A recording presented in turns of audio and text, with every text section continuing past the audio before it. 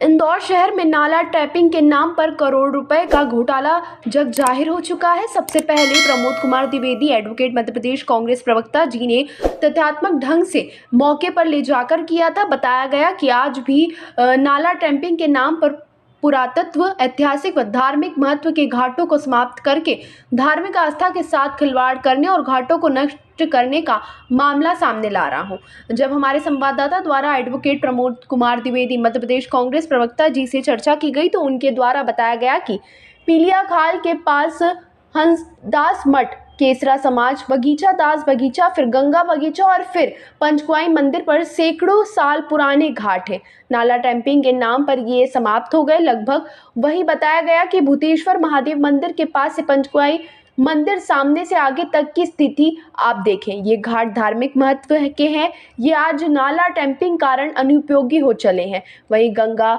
बगीचा के घाट पर दशाक्रम 13वीं होती रही, विकसित करके आम जनता को उज्जैन जाने की बजाय यहीं पर यह आयोजन करने हेतु प्रेरित किया जाता था। संजा माता खमाई जाती रही, गंगोर पूजन किया जाता है और खमाया जाता है। तीज त्योहार पर दीपक लगाए जाते हैं। गंगा दशमी आ रही है, कार्तिक पूर्णिमा और अन्य धार्मिक महत्व दिनों पर स्नान करने का महत्व। प्रेस कॉन्फ्रेंस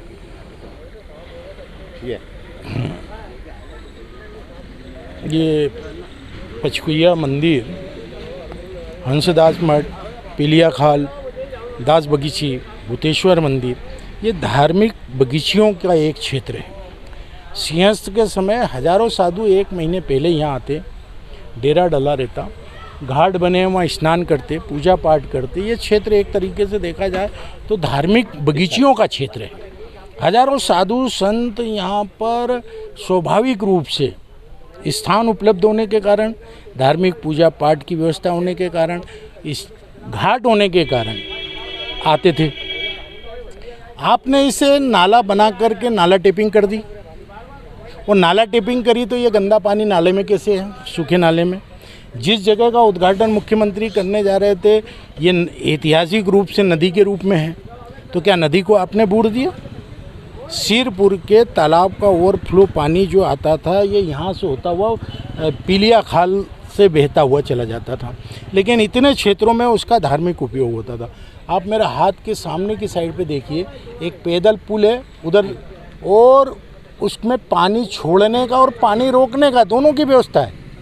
हाँ, उसको स्टॉप कर दिया जाता था, यहाँ भरने के बाद आगे बढ़ाया जाता था, यानी भूतेश्वर मंदिर, फिर दास बगीची के बाद पीलिया खाल के पास हंसदास मठ है, कसेरा समाज का है।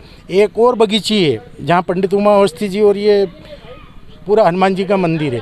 इन सब जगहों पर धार्मिक व्यवस्थाएं थी।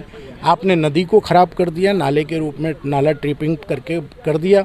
पचकुइया में जो पानी और ये नहाने होने की सारी व्यवस्था थी उसको आपने समाप्त कर दी है।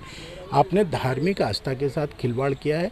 मैं सिंहस्थ आगमन के पूर्व इस स्थान को विकसित करने की जो साधु संतों की इच्छा है, उस इच्छा का पालन करने के लिए आवाज़ देने के लिए आया हूं कि आप लोग देखिए और इस घाट को संवारने की पहल करवाइए। जी बताइए क्या ये हमारी मांग यही है कि इसको साफ़ सफाई से करवाए और शासन से, प्रशासन से ये हमारा कहना है कि यहाँ साफ़ सफाई करवा के और स्वच्छ जल भरवाया जाए और यहाँ पर कुछ फूल पौधे, बड़े बड़े पेड़ वगैरह ये जो लगे तो उससे स्वच्छता भी होगी और यहाँ पर मतलब बढ़िया यानी रौनक होगी और अच्छा काम हो जाएगा। तो हमारा यही है कि यहाँ पर जल साफ़ सुथरा जल आए तो इसमें स्नान होए साधु संतों का। हम पचकुइया धाम से यही हमारा निवेदन है। आपका परिचय? मैंने बताया ना, परिचय गौ सेवक जगदीश महाराज, पचकुइया धाम।